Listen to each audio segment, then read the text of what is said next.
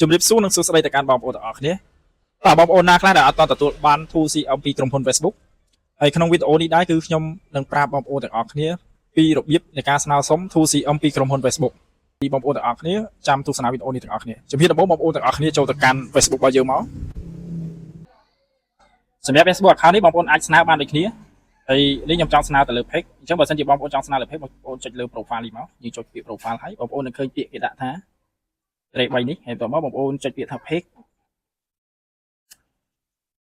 បងប្អូនរកចាំតិចកន្លែងនេះបងប្អូនមាន page ណាបងប្អូនដាក់មួយហ្នឹងមកអញ្ចឹងខ្ញុំចង់ស្នើ page នេះអញ្ចឹងបងប្អូនយក Facebook account rồiហើយត្រង់ចំណុចនេះបងប្អូនចុចទៅលើពាក្យថា profile សម្រាប់ទូរស័ព្ទ Android វានឹងមានដាក់ profile សម្រាប់ iPhone យើងក៏ដាក់ដែរតែមួយរយៈនេះទៅ Facebook ទៅ update បន្ថែមទៀតអញ្ចឹងបងប្អូនចុចលើនឹងទៀតមកឬហើយបងប្អូននឹងឃើញគេដាក់ពាក្យថា professional dashboard ហ្នឹងមកឬហើយបងប្អូនទាំងអស់គ្នា scroll ឡើងទៅលើបន្តិចបាទ scroll ឡើងទៅលើបន្តិចអញ្ចឹងបងប្អូនទាំងអស់គ្នាយកពាក្យហ្នឹងមកពាក្យថា content monetization បងចុចលើពាក្យហ្នឹងមកបងប្អូនឃើញសញ្ញា Q នេះទេ Q មកជួរគំនូ Q មកជួរនេះបងប្អូនយកពាក្យថា submit interest គេមាន4លក្ខខណ្ឌឲ្យបងប្អូនជ្រើសរើសទី1នេះតើយើងនឹងចង់ផលិតវីដេអូហ្នឹងបែបណាថាសិល្បករអត្តពលិកអ្នកនិពន្ធមេចុងភៅគ្រូបង្វឹកអ្នកកំប្លែងអ្នករាំអ្នករចនាម៉ូដអញ្ចឹងបងប្អូនដាក់តាមនោះអ្នកសហគ្រិនអ្នកលេងហ្គេម digital creator អញ្ចឹងសម្រាប់ខ្ញុំយក digital creator បងប្អូនអរគ្នាបងប្អូនចុចលើពាក្យហ្នឹងមកrồiបងប្អូនយកពាក្យដាននៅត្រង់ចំណុចទី2នេះគេសួរថាតើបងប្អូនទាំងអស់គ្នានឹងចង់រកលុយតាមវិធីណាខ្លះអញ្ចឹងបងប្អូនចង់រកតាមណាតាម reel ហ៎បងប្អូនរកតាម reel មកអញ្ចឹងបងប្អូន select ទាំង3ហ្នឹងបងប្អូនរកតាម reel ដាក់តាម reel យក photo ដាក់ photo អញ្ចឹងបងប្អូនបើខ្ញុំ select យកទាំង3ព្រោះយើងរកលុយតាមទាំង reel photo text post និង story អញ្ចឹងយើងយក select ដានមកកន្លែងត្រង់ចំណុចទី3នេះគេសួរថាហេតុអ្វីបានជាអ្នកចាប់អារម្មណ៍នឹងកម្មវិធីនេះអញ្ចឹងបងប្អូនបំពេញចំណាប់អារម្មណ៍របស់យើងមកបើសិនជាបងប្អូនអ្នកខ្លះគាត់អត់សូវវាយភាសាអង់គ្លេសអញ្ចឹងបងប្អូនអាចយក contact របស់ខ្ញុំបានខ្ញុំនឹងដាក់ក្នុង comment ឲ្យបងប្អូនយកទៅ copy paste ពាក់ព័ន្ធជាមួយនឹង contact ហ្នឹងណាបងប្អូនអរគ្នាបងប្អូនអាចយកទៅ translate បានថាគោលដៅនៃ text របស់ខ្ញុំនេះមានអត្ថន័យបែបណាមុននឹងបងប្អូន copy យកទៅ paste ដើម្បីឲ្យបងប្អូនសក្តានុពលនៃពាក្យដែលបំពេញហ្នឹងអញ្ចឹងយក copy មកបងប្អូនអរគ្នារួចហើយបងប្អូន copy paste ទៅលើនេះមកអញ្ចឹងកន្លែងត្រង់ចំណុចទី4នេះគេដាក់ add your order social មានន័យថាបងប្អូនចង់ add social ណាបន្ថែមទៀតក៏បានតែសម្រាប់ខ្ញុំចង់ add បន្ថែមអញ្ចឹងបើសិនជាបងប្អូនមាន TikTok បងប្អូន add TikTok មកបងប្អូនមាន YouTube បងប្អូន add YouTube មកអញ្ចឹងកន្លែងត្រង់ចំណុចនេះគឺខ្ញុំចង់ add TikTok ដើម្បីភ្ជាប់ជាមួយអញ្ចឹងណាអានេះគេឲ្យយើងនឹងបំពេញទៅលើឈ្មោះ TikTok ហ្នឹងគឺឈ្មោះអីអញ្ចឹងបងប្អូនដាក់មកតើ TikTok បងប្អូនឈ្មោះអីបងប្អូនដាក់នេះ follow យើងមានប៉ុន្មានដាក់ប៉ុណ្ណឹងមកបងប្អូនអញ្ចឹងខ្ញុំធ្វើការទៀងទាត់ហើយគឺត្រឹមត្រូវហើយ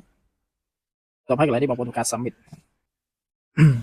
អញ្ចឹងបើសិនជាកន្លែងនេះបើសិនជាបងប្អូនមានន័យថាយើងចង់ submit ទេ submit អត់កើតទេវាយើងពេញហើយអស់តែយើង submit អត់កើតទេអញ្ចឹងបងប្អូនចុចសញ្ញា pro នេះចេញតិចមកនេះសញ្ញា pro នេះបងប្អូនចុចចេញវិញមកតើបងប្អូនចុច submit ម្ដងទៀតអញ្ចឹងក្រុមហ៊ុន Facebook នឹងឲ្យយើង submit interest CM ទៅហើយអញ្ចឹងយើងពេញហើយទៅយើង submit បងប្អូនទៀងទាត់ហើយបងប្អូន submit ទៅអញ្ចឹងយើង submit ទៅដាក់ស្នើទៅអូខេអញ្ចឹងយើងហើយបងប្អូនការស្នើរបស់យើងគឺទទួលបានជោគជ័យ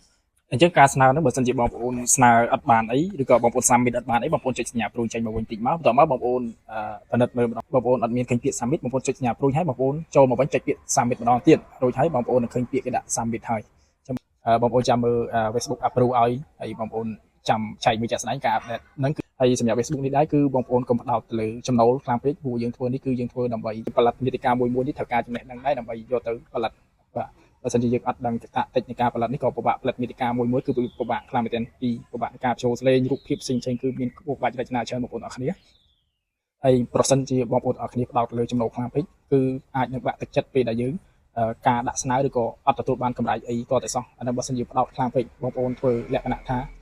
បើគេធ្វើលក្ខណៈអាជីពពួកគេធ្វើប្រភេទគេធ្វើអាជីពហ្នឹងគេជាទូទៅយើងធ្វើដូចគេបានឯពួកយើងចាប់ដើមដំបូងយើងត្រូវដើរតាមជំហានមួយ